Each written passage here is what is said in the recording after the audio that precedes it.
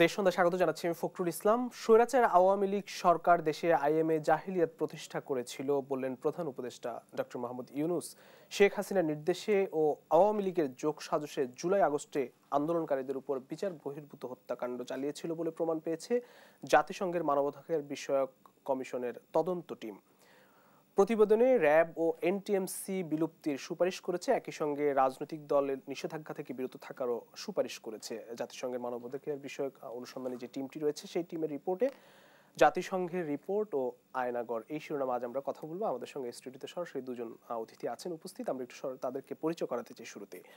আমার সঙ্গে আছেন হারুনুর রশিদ, সাবেক সংসদ সদস্য ও চেয়ারপারসনের উপদেষ্টা বিএনপি, এবং আছেন মেজর অবসরপ্রাপ্ত আহমেদ ফেরদৌস, কলামিস্ট, রাজনীতি ও নিরাপত্তা বিশ্লেষক। স্বাগত জানাচ্ছি দুজনকে। আমি শুরুতে জনাব হারুনুর রশিদ আপনাকে দিয়ে শুরু করতে চাই। আজকে আপনি জানেন যে ঠিক 6 মাস পর অন্তর্বর্তীকালীন সরকার ক্ষমতা গ্রহণের 6 মাসের পরে যে আয়নাঘর, গত 16 বছর ধরে যে আয়নাঘরের কথা আমরা শুনে আসছিলাম, প্রায় 15 বছর বেশি সময় ধরে, সেই আয়নাঘরের যে লোমহর্ষক চিত্র আমরা আজকে গণমাধ্যমে লক্ষ্য করলাম। এবং কিভাবে আসলে ব্যাখ্যা করবেন বিষয়টিকে? আপনাদের দলও কিন্তু নির্যাতনের শিকার হয়েছে, অনেক নেতাকর্মী আয়নাঘরে যেতে হয়েছে, গুম হয়েছে, হত্যাকাণ্ডের শিকার হয়েছে। ধন্যবাদ। আজকের ডিবিসির দেশ সন্ধ্যা অনুষ্ঠানে আমাকে দেশ টিভির আমাকে আমন্ত্রণ জানানোর জন্য, এবং আজকে সহ আলোচক আমাদের মেজর অবসরপ্রাপ্ত আহমেদ ফেরদৌস সহ আমাদের দেশ টিভির দেশ বিদেশের সকল দর্শকদের শুভেচ্ছা জানাচ্ছি। আমি বিলম্বে হলেও ধন্যবাদ জানাচ্ছি আমাদের মাননীয় প্রধান উপদেষ্টাকে, যে 6 মাসের অধিক সময় ওনার দায়িত্ব নেওয়া সময় পার হয়ে গেছে। উনি আজকে আয়নাঘর, যেটি বাংলাদেশের 50 বছরের ইতিহাসে এই ধরনের নজিরবিহীন ঘটনা অতীতে কোনো সরকারের আমলে আমরা শুনি নাই, যেটা এদেশের রাজনীতিবিদ, এদেশের ব্যবসায়ী, এদেশের সকল সেক্টরের মানুষকেই কিন্তু আতঙ্কিত করত এবং উদ্বেগের মধ্যে আমরা ছিলাম। আজকে এটি গণমাধ্যমে এবং ওনার পরিদর্শনের মধ্য দিয়ে এটি প্রতিষ্ঠিত হয়েছে যে বিগত শেখ হাসিনার সরকার বাংলাদেশে কি নারকীয়, বিভৎস এবং এই ধরনের মানবাধিকার বিরোধী যে চিত্র, এটি কল্পনাও করা যায় না। আমি মনে করি যে এই শুধু পরিদর্শনের মধ্যে সীমাবদ্ধ থাকলে হবে না। পাশাপাশি আজকে জাতিসংঘের মানবাধিকার কার্যালয় থেকে আরেকটি রিপোর্ট প্রকাশিত হয়েছে, এবং সেই রিপোর্টেও আমরা যেটুকু অনলাইনে যেটুকু আপাতত পেয়েছি, এটা ভীষণ শুধু উদ্বেগের নয়। আন্তর্জাতিক সংস্থা সেইখান থেকে যে রিপোর্টটি প্রকাশ করেছে, তারা তাদের দীর্ঘ গত 5-6 মাসের প্রধান উপদেষ্টার অনুরোধেই মানবাধিকার সংস্থা জাতিসংঘের এই কাজটি করেছে, এবং তারা সরাসরি বাংলাদেশে সরকারের সহায়তা নিয়েছে এবং নিজেরাও তাদের নিজস্ব সংস্থার মধ্য দিয়ে এই সামগ্রিক যে চিত্রটি এই 6 মাস পরে তারা প্রকাশ করেছে। তো এইটির আজকে প্রতিষ্ঠিত যে আওয়ামী লীগের মতো একটা রাজনৈতিক দল তাদের ক্ষমতাকে কুক্ষিগত করার জন্যে, ক্ষমতায় থাকার জন্যে কি নির্বিচারে এদেশের মানুষকে শুধু হত্যাই করে ক্ষান্ত হয়নি, তারা মানুষকে গুম করেছে, তারা মানুষের মধ্যে ব্যাপক বৈষম্যের শিকার করেছে, এবং সর্বশেষ ব্যর্থ হওয়ার পর, এত গণহত্যা চালানোর পরও তারা দেশ ছেড়ে চলে গেছে। আপনার নিশ্চয়ই মনে আছে যে আজ থেকে প্রায় 5-6 বছর আগে all the prime ministers man নামে আল জাজিরা থেকে একটা রিপোর্ট প্রকাশিত হয়েছিল, এবং সেইখানে আর্মির সাবেক প্রধান জেনারেল আজিজ, আপনার পুলিশের প্রধান বেনজির আহমেদ সহ আপনার বিভিন্ন সরকারি উচ্চ পর্যায়ের কর্মকর্তাদের যে তথ্য বেরিয়ে এসেছিল, তৎকালীন সময়ে এটিকে বলেছিল যেটি রাষ্ট্রদ্রোহের শামিল। আমরা আল জাজিরার বিরুদ্ধে আন্তর্জাতিক আদালতে মামলা করব। আজকে যারা এই সমস্ত কথা বলেছে তারা একটাও দেশে কেউ নাই, তারা এখন সকলেই পলাতক অবস্থায় রয়েছে। তাদের বিরুদ্ধে ইতিমধ্যেই বাংলাদেশের বিভিন্ন আদালতে গণহত্যা চালানো এবং দেশের সম্পদ লুটপাট করার মামলা পর্যন্ত হয়েছে। আমি প্রধান উপদেষ্টার কাছে আহ্বান জানাবো যে বাংলাদেশের মানুষ যুদ্ধ করে দেশটাকে স্বাধীন করেছে, এবং এদেশের গণতন্ত্র বারবার হোঁচট খেয়েছে। গণতন্ত্রের যাত্রা আমরা কখনোই সুষ্ঠুভাবে এগিয়ে যেতে পারিনি। আমি প্রধান উপদেষ্টার কাছে বিশেষভাবে অনুরোধ করব যে এই যে ব্যাপক গণহত্যা, এই গণহত্যার মধ্য দিয়ে যে অন্তর্বর্তীকালীন সরকারের উপর একটা গুরুত্বপূর্ণ দায়িত্ব অর্পিত হয়েছে, শুধু পরিদর্শন বা এই সমস্ত রিপোর্টের মধ্য দিয়ে কিন্তু দেশ এবং জাতির মধ্যে স্বস্তি ফিরে আসবে না, বা দেশ জাতিকে ভবিষ্যতে সত্যিকার অর্থেই আমাদের যে আকাঙ্ক্ষা, আমাদের যে প্রত্যাশা, একটি গণতান্ত্রিক একটি সুশাসনের দেশ হিসাবে আমরা যে বিনির্মাণ করতে চাই, সেই ক্ষেত্রে এই অপরাধের সাথে শেখ হাসিনা পার দল শুধু তার জড়িত ছিল না, এর সাথে বাংলাদেশের যারা কুলাঙ্গার, যারা আমি মনে করি যে সেনাবাহিনীর একটা অংশ, আপনার পুলিশ, বিচার বিভাগ থেকে শুরু করে প্রশাসন থেকে শুরু করে যারা তাদের নিজেদের স্বার্থের জন্যে এত বড় অপরাধ যারা করেছে, এই ধরনের মানবাধিকার লঙ্ঘন, দেশের মানুষের ভোটাধিকার হরণ থেকে শুরু করে এই রাষ্ট্রটিকে একটি অকার্যকর এবং একটা ধ্বংসস্তূপের জায়গায় নিয়ে গেছিল, তাদের বিরুদ্ধে কার্যকর আইনি পদক্ষেপ, আপনার লোক দেখানো কোনো শুধু পরিদর্শন বা লোক দেখানো শুধু এই সমস্ত বিষয়ে বিবৃতির মধ্য দিয়ে সীমাবদ্ধ থাকলে সত্যিকার অর্থে আমাদের যে রক্তদান, আমাদের যে এত মানুষের প্রাণহানি দীর্ঘগত 15-16 বছর যাবৎ, এইটি সফল হবে তখনই যখন সত্যিকার অর্থে শুধু রাজনীতিবিদ নয়, এর সাথে এই সুবিধাভোগী অর্থাৎ চোর এবং চোরের যারা সহযোগী ছিল, খুন এবং খুনের যারা সহযোগী ছিল, রাষ্ট্রকে যারা ধ্বংস করার জায়গায় নিয়ে গেছে, এই ব্যক্তিগুলোর সাথে যে সেক্টরই হোক না কেন, এই সাহসিকতার সাথে যদি আমাদের অন্তর্বর্তীকালীন সরকারের প্রধান এই ভূমিকা এবং দায়িত্বকে দৃঢ়তার সাথে এগিয়ে নিয়ে যায়, এদেশের মানুষ তাকে ইতিহাসে স্বর্ণাক্ষরে লিখে রাখবে। অসংখ্য ধন্যবাদ। আমি একটু জনাব মেজর অবসরপ্রাপ্ত আহমেদ ফেরদৌস আপনার কাছে আসতে চাই। আপনিও সেনাবাহিনীতে ছিলেন, আসলে আয়নাঘর, আজকে যে পরিদর্শনীতে কচুক্ষেত সেনাবাহিনীর একটি অফিস, মানে ডিজিএফ এর একটি অফিস কচুক্ষেতে গিয়েছে, আর বিভিন্ন জায়গায় দেশে বিভিন্ন প্রান্তে আয়নাঘরের মতো বন্দিশালা বা সেল তারা নির্মাণ করেছিল, খুবই অমানবিক এবং হত্যাকাণ্ডের মতো ঘটনা ঘটিয়েছে। আসলে কোন পরিস্থিতিতে এই ধরনের মানে কোন ধরনের সরকার, মানে এই ধরনের সরকার আসলে কেন এই ধরনের ঘটনা, অপরাধ সংগঠন তারা করে থাকে, এবং আসলে যেসব কর্মকর্তারা এই অপরাধের সঙ্গে জড়িয়েছেন তারাও বা কেন করতে হলো তাদেরকে? থ্যাংক ইউ হারুন ভাইকে ধন্যবাদ। উনি একটা পয়েন্ট মেনশন করেছেন যে এই আয়নাঘরের সাথে যারা জড়িত ছিল যে কোনো স্তরের, সেটা প্রশাসনের হোক, সামরিক হোক, আমি প্রতি টক শোতেই বলি, আমি যদি আয়নাঘরের সাথে জড়িত থাকি আমি আমার ফাঁসি চাই। আর আজকে আপনারা যে আয়নাঘর দেখছেন কচুক্ষেতে, শুধু একটা আয়নাঘর না, আপনারা মিন্টু রোডে অনেক আয়নাঘর আছে, ঢাকা শহরে অনেক আয়নাঘর আছে, অনেক অফিসে আছে, অনেক অফিসে আছে, পুলিশে আছে, জি পুলিশে আছে, ঢাকা শহরের বাইরেও অনেক আয়নাঘর আছে, সেফ হাউস বলি আমরা যেগুলিকে। আজকে একটা জিনিস আমাদেরকে স্বীকার করতে হবে যে এই আয়নাঘর করেছে তো fascist Sarkar, that is Awami League. এটা নিয়ে তো কারো কোনো সন্দেহ নেই হারুন ভাই। So Awami League is a fascist government. যারা এটা করেছে, কেন করেছে আমরা সবাই জানি, ক্ষমতায় থাকার জন্য, জনগণের কণ্ঠরোধ করার জন্য। আমি যদি একটু কথা বলি, আমাকে শাসানোর জন্য আয়নাঘর ইজ দি, প্রথমে ধমকায়, প্রথমে আমার নামে নারী ঘটিত একটু চারিত্রিক দোষ খুঁজে বের করে, আর না পেলে আমাকে আয়নাঘরে নিয়ে যায়। এটাকে আর্মির কথা বলছেন? আর্মিতে যারা, না আর্মিতে না, আপনার যে কেউ, বিশেষ করে ওনাদের ফোন ট্যাপ করা হতো, জি রাজনীতিবিদদের ফোন ট্যাপ করা হতো, যার কারণে এনটিএমসি কে নিষিদ্ধ করার কথা বলা হয়েছে। হ্যাঁ, এটা দরকার, কারণ আপনি স্টেটের অর্থ দিয়ে আপনি অ্যান্টি স্টেট কাজ করা তো রাষ্ট্রের কাজ না, নাম্বার ওয়ান। আর নাম্বার টু, আজকে আমরা কয়েকদিন আগেই দেখলাম 32 নম্বরের মানুষের ক্ষোভ। আজকে ওই মানুষগুলি যদি আয়নাঘর পরিদর্শনে যেত, ডক্টর ইউনূস স্যারকে ধন্যবাদ, উনি 6 মাস পরে হলেও গেছেন। বাট আমি ওনাকে এবং ওনার উপদেষ্টাদেরকে রিকোয়েস্ট করব, সত্যিকারের আয়নাঘর কি ওখানে গিয়ে 1 ঘন্টা থাকেন ওই পরিবেশে? মানে আজকে যেগুলোতে গেছে সেগুলো কি সত্যিকারের আয়নাঘর না? ওগুলি সত্যিকারের আয়নাঘর, ওগুলি তো লাইটেড, ওগুলি তো সারাউন্ডেড বাই পিপল। আমি তো জানি আমি এখান থেকে বের হতে পারছি, কিন্তু আমি যদি জানি যে আমাকে এখানে আগামী 8 বছর থাকতে হবে, আমি আলো দেখতে পারবো না, ওই পরিবেশটায় যদি থাকে, তাহলে উপদেষ্টারা, তাহলে ওরা বুঝবে যে কত জঘন্য কাজ হয়েছে। জনগণ যদি ওইটুক জানে, তাহলে বাংলাদেশ আওয়ামী লীগের একটা লোকেরও চামড়া থাকবে না।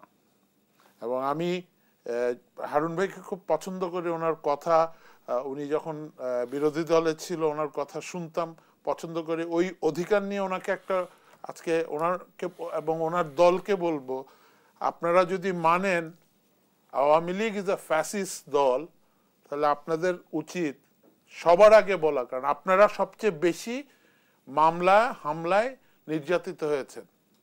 আমি ঠিক বলেছি হারুন ভাই? এক একজনের নামে 20টা 25টা করে মামলা, শতাধিক মামলা। আমি গ্রামে এমন লোককেও দেখেছি, সচ্ছল ব্যক্তি, মামলার ভয়ে সে ঢাকা শহরে এসে রিক্সা চালাচ্ছে। তো ওই ফ্যাসিস্ট দলটাকে বাংলাদেশে নিষিদ্ধ করার আওয়াজ আজকে তোলা উচিত। No shortcut, Awami League must be banned. হিটলারের পরে যদি হিটলারের দল ব্যান্ড হতে পারে, এরকম আয়নাঘর করার পরেও কি আওয়ামী লীগকে আমরা ছেড়ে দেব? আমি কিন্তু রাজনীতি করি না, আমি আওয়ামী লীগও করি না, বিএনপিও করি না, জামাতও করি না, বাট আমি রাজনীতি সচেতন একটা মানুষ। আর আমি সেনাবাহিনীতে কাজ করেছি। রাষ্ট্র কেন আমাকে বাধ্য করবে হারুন ভাইকে উঠিয়ে নিয়ে যে আয়নাঘরে টর্চার করতে? হারুন ভাই জবাব দেখ। আমাকে তো রাষ্ট্রের সম্পদ দিয়ে তৈরি করেছে আমার শত্রুকে মোকাবেলা করার জন্য, দেশের সার্বভৌমত্ব রক্ষা করার জন্য। দেশে যদি যুদ্ধ লাগে আমি আমার জীবনটা দিব, আমার জীবনের পরে আমার ভাই বোনরা মারা যাবে। এই জন্য তো সেনাবাহিনীকে সবাই সম্মান করে। কিন্তু আজকে এই সেনাবাহিনী বিতর্কিত হচ্ছে, দেখেন এই আয়নাঘরের কারণে। এই আয়নাঘর কি ছিল 16 বছর আগে? হারুন ভাই ছিল? তো এই আয়নাঘর যখন হয়েছে, যারা আয়নাঘর করেছে সে যেই হোক, যদি আমি হই, আমি আয়নাঘরের, ধরেন আওয়ামী লীগের সময় অনেকে চাকরি করেছে, প্রশাসনে চাকরি করেছে, সেনাবাহিনীতে চাকরি করেছে, পুলিশে চাকরি করেছে। এখন সরকারি আদেশ দিলে আদেশ পালন করতে হয়, কিন্তু আমি যদি শতপ্রণোদিত হয়ে আমি আমার প্রমোশনের জন্য বা হালুয়া রুটির জন্য বা ব্যবসার জন্য বা একটা ব্যাংকে একটা পাওয়ার প্ল্যান্টের পাওয়ার জন্য, আমাদের কোনো সেনা প্রধান আছেন, যেমন ইকবাল করিম ভুইয়া সাহেবের নামে আছে যে উনি একটা পাওয়ার প্ল্যান্ট পেয়েছে। আমরা যদি নির্বাচন প্রক্রিয়াটাকে বিতর্কিত করি, আমরা যদি এরকম আয়নাঘর করি, 50 বছর পরে, স্বাধীনতার পরে, এটা কি বাংলাদেশ?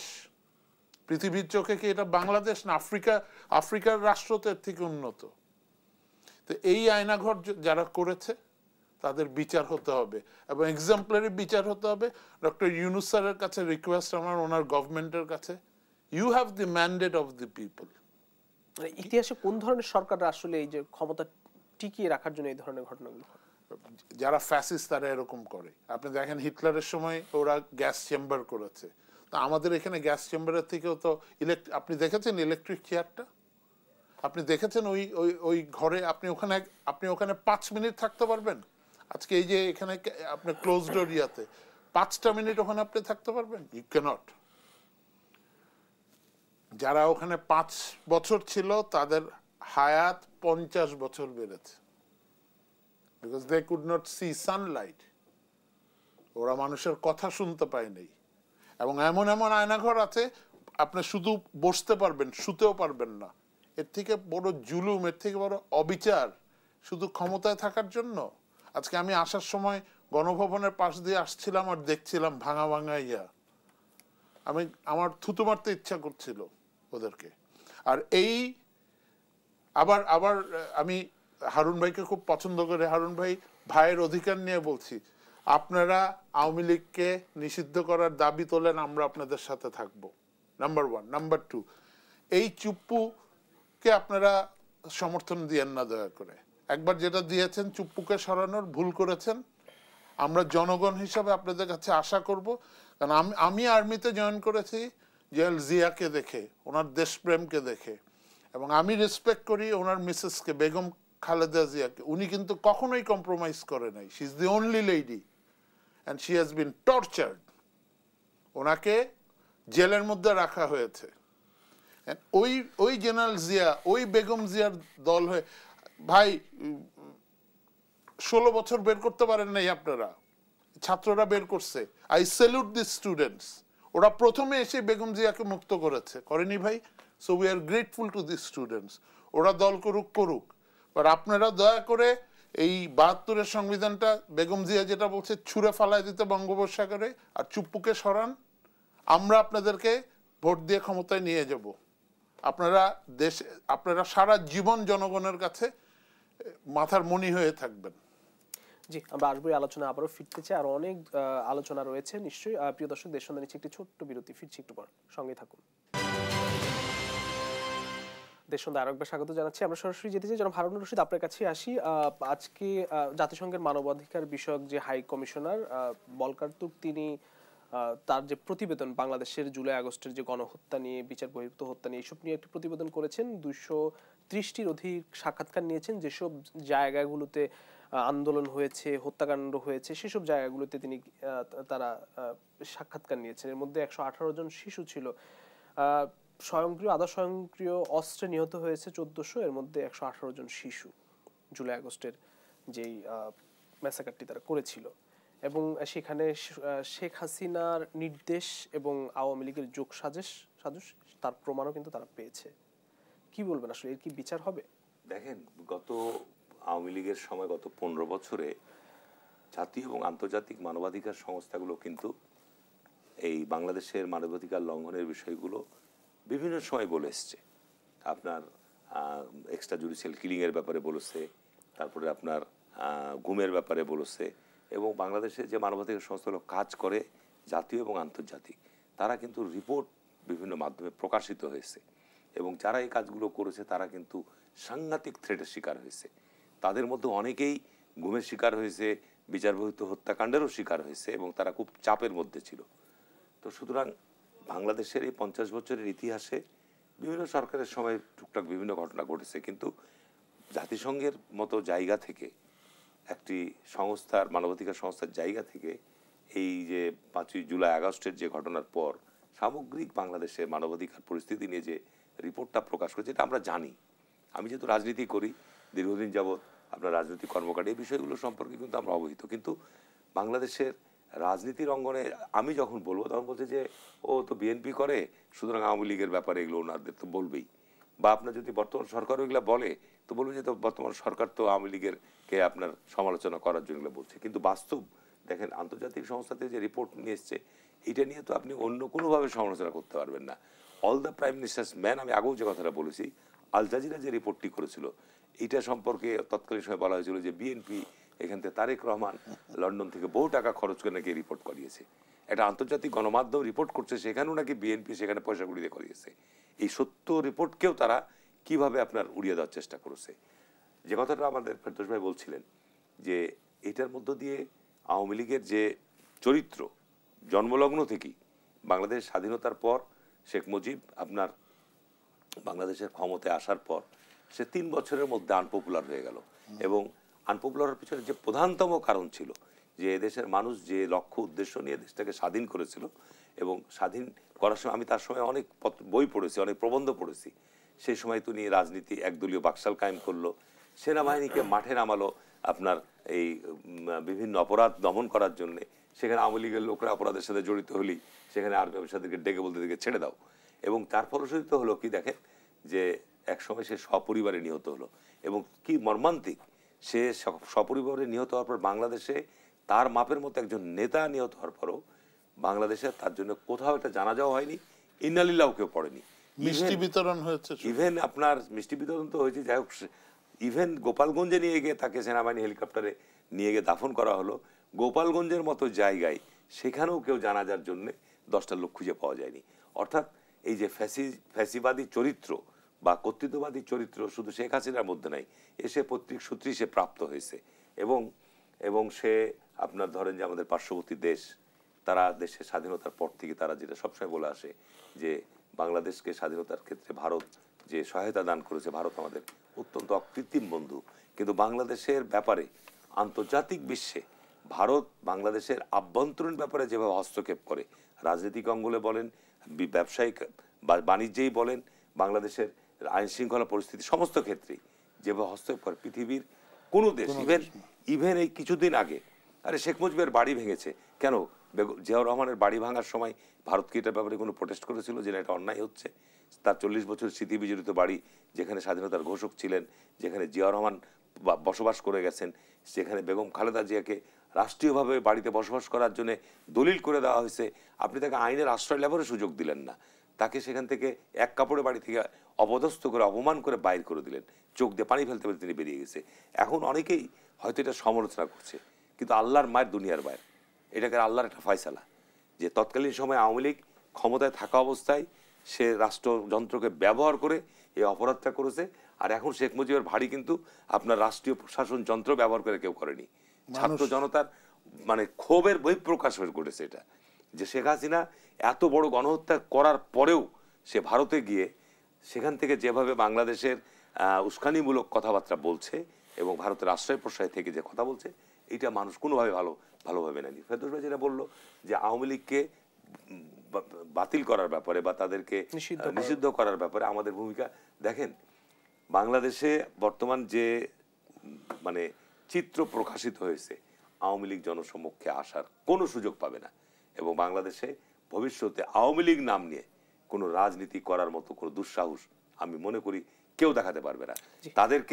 তাদেরকে বিচার বলছে, আমরাও বলছি যে অবশ্যই সরকারকে আমরা তো এই জিনিসটা বারবার বলতে চাচ্ছি যে তাদের একদম তৃণমূল থেকে উপর পর্যায় পর্যন্ত এদের একেবারে সকলকে বিচার আওতায় নিয়ে এসে জনসমক্ষে সঠিক বিচার, কোনো রাজনৈতিক বিচার না, যা বিএনপি বলছে, জামাত বলছে বা এইটা বলছে তার জন্য একেবারেই তারা যে অপরাধগুলো করেছে গত 15 বছর, এই অপরাধের বিচার আইনসম্মত ভাবে হোক, এটা আমরা চাই। জি ধন্যবাদ। আমি একটু মেজর অফিসার আহমেদ ফেরদৌস আপনার কাছে আসতে চাই, 3 মিনিট আছে, যদি এর মধ্যে শেষ করেন। ভবিষ্যতে এই ধরনের অপরাধ আর সংগঠিত যেন না হয় সেই লক্ষ্যে প্রতিষ্ঠানগুলো বা যেসব বাহিনীগুলো রয়েছে পুনর্গঠন করার সুপারিশ করেছে এবং এনটিএমসি র্যাব বিলুপ্তির সুপারিশ করেছে, রাজনৈতিক দল নিষিদ্ধের যেন না হয় সেই সুপারিশও তারা করেছে। পাশাপাশি এও বলেছে যে বর্তমানে আইনগত প্রক্রিয়া অনেক চ্যালেঞ্জ এবং স্বল্পতা আছে, এর সবকিছু কি সম্ভব কিনা বাহিনীগুলোকে পুনর্গঠন? দুইটা প্রশ্নের নো ডাউট, র্যাব এবং এনটিএমসি কে বিলুপ্ত করা, it is a matter of will of the government. সরকার চাইলে এটা বন্ধ করতে পারে। আর জনগণ যেহেতু চাচ্ছে, আমি হয়তো অ্যান্টি আওয়ামী লীগ বা ক্ষোভ থাকতে পারে, ভাই বিএনপি করে ক্ষোভ থাকতে পারে, কিন্তু 32 নম্বরে যে কাহিনীটা ঘটেছে এবং সারা বাংলাদেশে, এটা তো আর মানুষকে উস্কিয়ে দেয়া হয়নি, মানুষজন নিজে গিয়ে ওখানে এটা করেছে। এখনই সময় সরকারের উচিত আওয়ামী লীগকে ব্যান করে দেয়া, এখানে আর কোনো শর্টকাট নাই। আর আরেকটা জিনিস আমরা এখানে ভেরি ইম্পর্টেন্ট, দেখেন আর্মির রোল নিয়ে একটা কথা বলে অনেকে, ঠিক আছে, আপনি আমাকে আর্মি একজন এক্স হিসাবে কথা বলেছেন। সেনাবাহিনী 1-11 যেই এই অভিজ্ঞতা, একটা তিক্ত অভিজ্ঞতার কারণে সেনাবাহিনী এখন প্রোঅ্যাক্টিভ না, লোকজন বলে, উইচ ইজ ভেরি কারেক্ট। কিন্তু আমার সেনাবাহিনীর কাছে রিকোয়েস্ট যে বাংলাদেশে এর বর্তমান অবস্থায় সেনাবাহিনীর রোলটা ইজ ভেরি ইম্পর্টেন্ট, বিকজ এখন পুলিশ নাই, ল অ্যান্ড অর্ডার নাই, সেনাবাহিনীকেই জনগণকে ফেস করতে হচ্ছে, সরকার সেনাবাহিনীকে সাপোর্ট করছে না। এখন এই অবস্থায় তো দেশ চলতে পারে না। এই অবস্থায় যদি দেশ চলে, বিভিন্ন দল বলছে যে ইলেকশন করতে, আরে ভাই ইলেকশন করে কি এই গন্ডগোলটা মেটাতে পারবেন? দেশটা যদি, হারুন ভাইকে আমি বলছি, আবার শ্রদ্ধা বিনয়ের সাথে বলছি, বড় ভাই হিসাবে বলছি, এখন যদি ইলেকশন হয়, ইলেকশন করেন, দেশে একটা গৃহযুদ্ধ লাগবে। আমি অন রেকর্ড আজকে বলে গেলাম, নির্বাচন যদি এখন হয়, বিকজ এখন আপনি ল অ্যান্ড অর্ডার অবস্থা দেখেন না, সেটা তো বলছে ডিসেম্বর নাগাদ, না ডিসেম্বর নাগাদ হওয়ার তো কোনো লক্ষণ দেখছি না। 6 মাস লেগেছে আয়নাঘর দেখতে, আর কয় মাস লাগবে আয়নাঘরের বিচার করতে?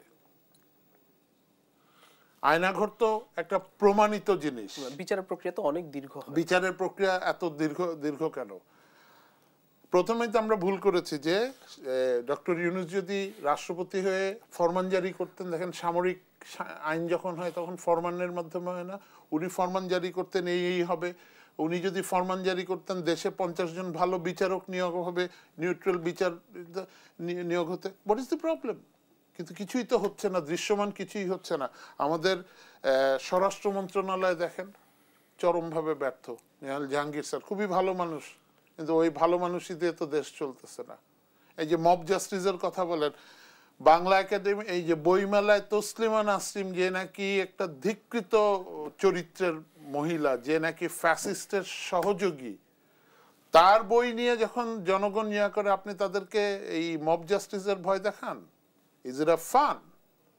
আমি আমার সেনাবাহিনীকে জিজ্ঞেস করছি, আমার ভাইদেরকে জিজ্ঞেস করছি, প্লিজ ওই যে তসলিমা নাসরিনের এগুলি যারা প্রচার করছে ওদেরকে জনগণ পিটায় নাই, এটা ভালো। ওদের বিরুদ্ধে না গিয়ে যারা নাকি ফ্যাসিস্ট ওদেরকে ধরে ধরে সাইজ করেন। এই যে স্বৈরাচারের যে 16 বছরের যে চরিত্র বাহিনীগুলোর মধ্যে র্যাব, পুলিশ কিংবা অন্যান্য বাহিনী, এই চরিত্র বদল করা সম্ভব বা পুনর্গঠন করা খুবই সম্ভব। মানে আমি পুলিশ দিয়ে শুরু করি। পুলিশের 90% is morally corrupted. Morally corrupted মানে আমি যদি খুন করি, আমার হাতে যদি রক্তের দাগ থাকে, আমি কোন মুখে জনগণকে সেবা করতে যাব? তার বিচার হবে? বিচার যদি না হয়, আর আবার ছাত্রদের আমাদের মাঠে নামতে হবে। বিচার না হওয়ার কারণ কি? বিচার না হলে এখন সরকারকে তো চাইতে হবে। সরকার বলেছে, আজকেও বলেছে যে এটির বিচার হতে হবে, মানে শক্ত না, বিচারিক প্রক্রিয়া যদি আপনি লেন্দি করেন, দ্রুত বিচার না করেন, আপনার যদি উইল থাকে যে বিচার হতে হবে, আপনার ফার্স্ট অফ অল একটা উইল থাকতে হবে, ফ্যাসিস্ট যারা এদেরকে সমূলে উৎপাটন করতে হবে। আমি বুঝি ফ্যাসিস্ট বলতে Awami League, gate them out of Bangladesh. Awami League নামে হারুন ভাই যেটা বলছে, আওয়ামী লীগ নামে কোন দল, ওরা এখন পর্যন্ত একটা কিলিং এর জন্য অনুশোচনা করে নাই, সরি পর্যন্ত বলে। আমি আলোচনায় ফিরতে চাই একটি বিরতি থেকে এসে। প্রিয় দর্শক, দেশ সন্ধ্যা আরো একটি বিরতি নিচ্ছি, ফিরছি একটু পর, সঙ্গেই থাকুন। দেশ সন্ধ্যা আরো একবার স্বাগত জানাচ্ছি। জনাব হারুন রশিদ, আপনার কাছে আসি। এই যে ঘটনাগুলো আমরা আয়নাঘর দেখছি, আপনার দল অনেক বেশি নির্যাতিত গত 16 বছর বা 15.5 বছর, যাই বলি না কেন। র্যাব, এনটিএমসি বিলুপ্তির কথা বলছে, এর বিচার কবে হবে বা হবে বলে আপনার কাছে মনে হয়? সরকার যদিও বারবার বলছে এর বিচার হবে, বিচার হবে। দেখেন, এখানে র্যাব প্রতিষ্ঠা বিএনপি করেছিল দেশের আইন শৃঙ্খলা পরিস্থিতি উন্নত করার জন্য, এবং তৎকালীন সময়ে আন্তর্জাতিক ষড়যন্ত্র অংশ হিসাবে দেশে জঙ্গি তৎপরতার নাম ধরে আপনার সারা দেশে বিভিন্ন ধরনের এই সমস্ত কর্মকাণ্ড ছড়িয়ে পড়েছিল। এবং ওই সময় র্যাবের চৌখুশ অফিসাররা কিন্তু দায়িত্ব দেওয়া হয়েছিল এবং তারা জঙ্গি দমনের ক্ষেত্রে গুরুত্বপূর্ণ অবদান এবং ভূমিকাও রেখেছিল। এবং আপনি এই 2008 সালে ক্ষমতায় আসার পর বিডিআর বিদ্রোহের মাধ্যমে ওই সমস্ত অনেক অফিসারকে নৃশংসভাবে হত্যা করা হয়েছে, নৃশংসভাবে। কারণ যে এইটি যাদের ডিজাইন ছিল, এই ডিজাইনের ক্ষেত্রে ওই সময় র্যাবের কর্মকর্তারা কিন্তু বাধা স্বরূপ হিসেবে ছিল। আমি একেবারে, আপনি স্ট্যাটিস্টিক্স দেখবেন যে ওই সময় ওই যে কর্নেল গুলজার, মেজর না আমাদের ওই যে আপনার ভাই, আজমের ভাই ভগ্নিপতি, তারা যে আব্দুর রহমান সহ এদেরকে তারা গোপন জায়গা থেকে ধরে নিয়ে এসেছিল, মামলা দিয়েছিল, সাজা পর্যন্ত কনফার্ম হয়েছিল। আমি মনে করি যে র্যাব এখন যে অপরাধগুলো করেছে, এই অপরাধের জন্য র্যাবকে বিলুপ্ত করে দেওয়া দরকার। এটা ইতিমধ্যে সংস্কার কমিশন বলছে, আমরাও বলছি যে র্যাব মতো একটা সংগঠন থাকার কোনো প্রয়োজন নাই, এটাকে বিলুপ্ত করা দরকার। এবং যদি ওই ধরনের কোনো এলিট ফোর্স তৈরি করতে হয়, তাহলে আবার বিস্তারিত আলাপ আলোচনা করে, আসলে নির্ভর করে কি আপনার রাষ্ট্র পরিচালনার ক্ষেত্রে ব্যক্তির মাইন্ড সেট আপের উপর অনেক কিছু চিন্তা ভাবনা করে। আপনি যতই হন, একটা লোক যখন চেয়ারে থাকবে, তার যদি মাইন্ড সেট আপ থাকে যে আমি গণতান্ত্রিক পথে যাত্রা করব, যদি এখন শেখ মুজিবের মতো লোক, শেখ হাসিনার মতো লোক রাষ্ট্রীয় ক্ষমতার চেয়ারে বসে থাকে, তাহলে তার মাইন্ড সেট আপটাই তো হচ্ছে যে আমি ভিন্ন মতকে দমন করব। আর যদি আপনার একজন গণতান্ত্রিক চিন্তা চেতনার ব্যক্তি যদি আপনার রাষ্ট্রের চেয়ারে থাকে, ও চিন্তা ভাবনা করবে যে আমি সকলের মতামতকে শ্রদ্ধা জানিয়ে আমাদের যে সংবিধান, সেই সংবিধানের আলোকে আমি দেশকে গড়তে যাব। তাহলে কিন্তু আপনার এই ধরনের পরিস্থিতি উদ্ভব হবে না। আপনি ক্ষমতা থাকবেন কেন? বেগম খালেদা জিয়া ক্ষমতায় ছিল না, যখন আপনারা সবাই দাবি করলো যে আমাদের রাজনৈতিক দলগুলোর মধ্যে আস্থা অনাস্থার প্রশ্ন আসলো, তখন উনি কেয়ারটেকার সরকারের বিষয় নিয়ে যখন আন্দোলন আসলো, আমরা কেয়ারটেকার সরকারের জন্য নির্বাচন করে ক্ষমতা ছেড়ে দিয়ে আসলাম, এবং ওই সেটেলড ইস্যুকে শেখ হাসিনা আবার আনসেটেল করে আপনার আবার একটা নতুন পরিস্থিতি তৈরি হলো, যার মধ্যে 11 তৈরি হলো, দেশটা আর একটা রসাতলের চিঠি চলে গেল। তো এখানে বুঝতে হবে যে আপনার বেগম খালেদা জিয়া চিন্তা করেছে যে আমাকে নির্বাচন করতে হলে তো সব দলকে নিয়েই করতে হবে, সব দলকে বাদ দিয়ে আমি আমার মতো সংবিধানে নাই এসব বলে যদি আমি নির্বাচন করতে, কেউ আসবে না নির্বাচনে, তাহলে তো হলো না আপনার। যে কারণে উনি নিজে ক্ষমতা ছেড়ে দিয়ে যে সবাই যেন নির্বাচনে আসে। আপনি তার উল্টা দেখেন, শেখ হাসিনা উনি তত্ত্বাবধায়ক সরকার বিলুপ্ত করে দিলেন, দিয়ে করলেন কি যে তোমরা কেউ আসো না আসো, আমরা ক্ষমতায় থাকবো, আমরা এমপি থাকবো, থাকা অবস্থায় নির্বাচনে। পৃথিবীর ইতিহাসে এরকম নজিরবিহীন ঘটনা কোথাও নাই, দামি নির্বাচন কোথাও নাই।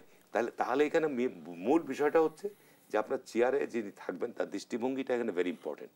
আমরা আগামীতে সেই দৃষ্টিভঙ্গি দেখব। অবশ্যই বাংলাদেশকে যদি আপনি নতুন ভাবে, যে আমাদের আকাঙ্ক্ষা যে জুলাই আগস্ট এত রক্তপাতের মধ্য দিয়ে আমরা যেটা চাই নতুন সামনে ভবিষ্যৎ প্রজন্মের জন্য, বাংলাদেশের বিরাট সম্পদ 18-20 কোটি মানুষ, এটা আমাদের জন্য বিরাট সম্পদ, আল্লাহর রহমতে আমাদের দেশ।